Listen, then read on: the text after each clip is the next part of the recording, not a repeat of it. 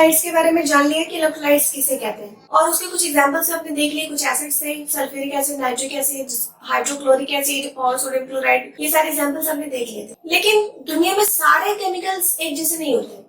ऐसा नहीं होता है कि जितने भी केमिकल्स है अगर वो सॉल्यूशन स्टेट या मोल्टेन स्टेट में हो और उसे करंट इलेक्ट्रिसिटी पास हो तो वो अपने केमिकल कंपोनेंट से टूट जाती है। कुछ केमिकल्स ऐसे भी होते हैं जो मोल्टेन स्टेट में होते हुए भी उससे करंट इलेक्ट्रिसिटी पास नहीं होती है, और जब करंट इलेक्ट्रिसिटी ही नहीं पास होती है तो वो अपने केमिकल कंपोनेंट्स में टूटते भी नहीं है। तो ऐसे केमिकल सब्सटेंस को हम नॉन इलेक्ट्रोलाइट्स कहते हैं। तो अब हमारे पास दो टर्म है, एक है इलेक्ट्रोलाइट्स और दूसरा है नॉन इलेक्ट्रोलाइट्स।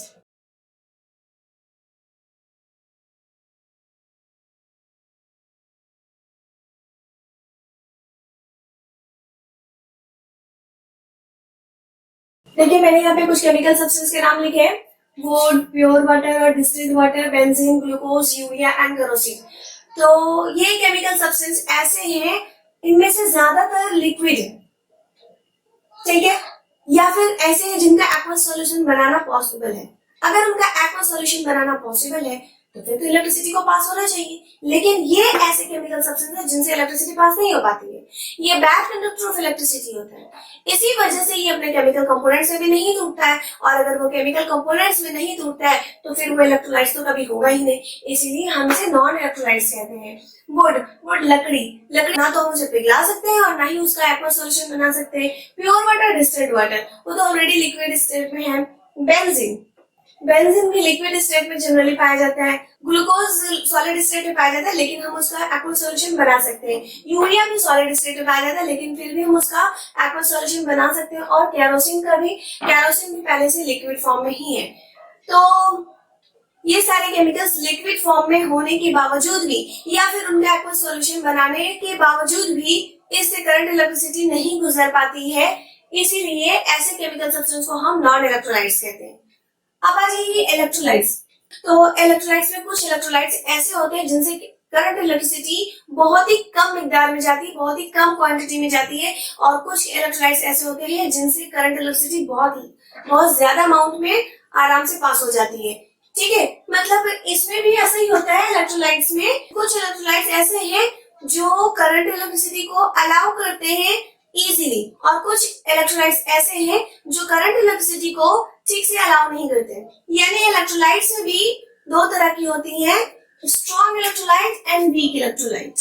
तो ये देखिए स्ट्रॉन्ग इलेक्ट्रोलाइट्स, नाम में से समझ में आ रहा है कि ये बहुत स्ट्रॉन्ग है, यानी कि ये करंट इलेक्ट्रिसिटी को ज्यादा से ज्यादा अमाउंट में पास होने के लिए अलाउ करेगा। लेकिन ये वीक इलेक्ट्रोलाइट ये करंट इलेक्ट्रिसिटी को बहुत ही कम क्वांटिटी में अलाउ करता है। इसका मतलब ये पुअर कंडक्टर है और ये गुड कंडक्टर है। अब वो कौन कौन से केमिकल्स है जो स्ट्रॉन्ग इलेक्ट्रोलाइट है और वो कौन कौन से केमिकल्स है जो वीक इलेक्ट्रोलाइट है। तो पहला है आपका सल्फ्यूरिक एसिड, दूसरा आ जाएगा nitric acid, hydrochloric acid, potassium hydroxide, sodium hydroxide. ये सारे केमिकल्स स्ट्रॉन्ग इलेक्ट्रोलाइट्स हैं। अब मैं आपको स्ट्रॉन्ग इलेक्ट्रोलाइट से मीनिंग समझाती हूँ। जैसे मान लीजिए आपने सोडियम क्लोराइड या फिर सोडियम हाइड्रोक्साइड या पोटेशियम हाइड्रोक्साइड, यहाँ पे जितने भी नाम है उनमें से किसी भी एक केमिकल का इलेक्ट्रोलाइसिस करना चाहते हैं, ठीक है। तो आप इसी को ले लीजिए, नाइट्रिक एसिड। नाइट्रिक एसिड का आपने 100 मॉलिक्यूल्स लिया, ठीक है। उसके बाद इसमें क्या हुआ, करंट इलेक्ट्रिसिटी आई, तो ये अपने कंपोनेंट्स में टूटा, आयोनाइज हुआ। 100 मॉलिक्यूल्स मैंने लिया था, ऑलमोस्ट 99 to 100 मॉलिक्यूल्स टूट जाएगा। मतलब ये 99 to 100 मॉलिक्यूल्स जो है वो H+ और NO3- में डिसोसिएट हो जाता है। यानी हम जितनी क्वांटिटी लेते हैं पूरी की पूरी क्वांटिटी डिसोसिएट हो जाती है। तो ऐसे केमिकल सब्सटेंस को हम स्ट्रॉन्ग इलेक्ट्रोलाइट्स कहते हैं।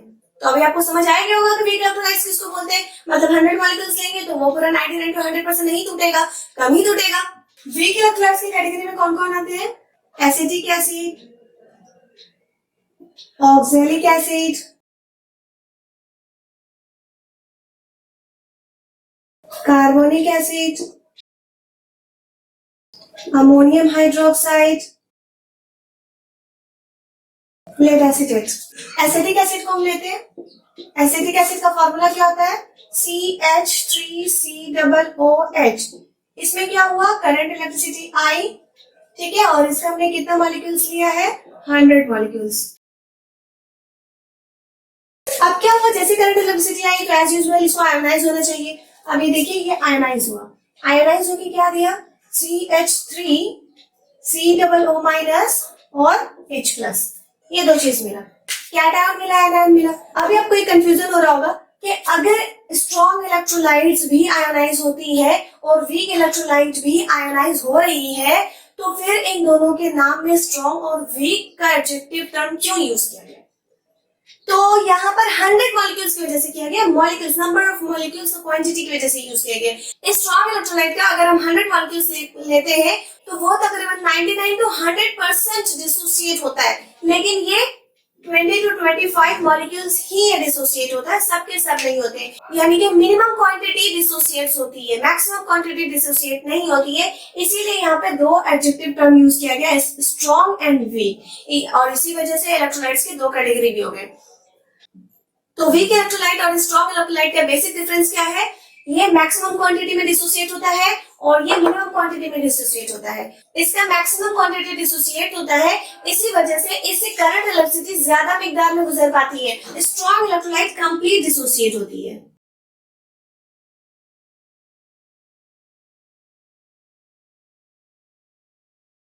कंप्लीट डिसोसिएट होती है, लेकिन वीक इलेक्ट्रोलाइट पार्शियली डिसोसिएट होती है।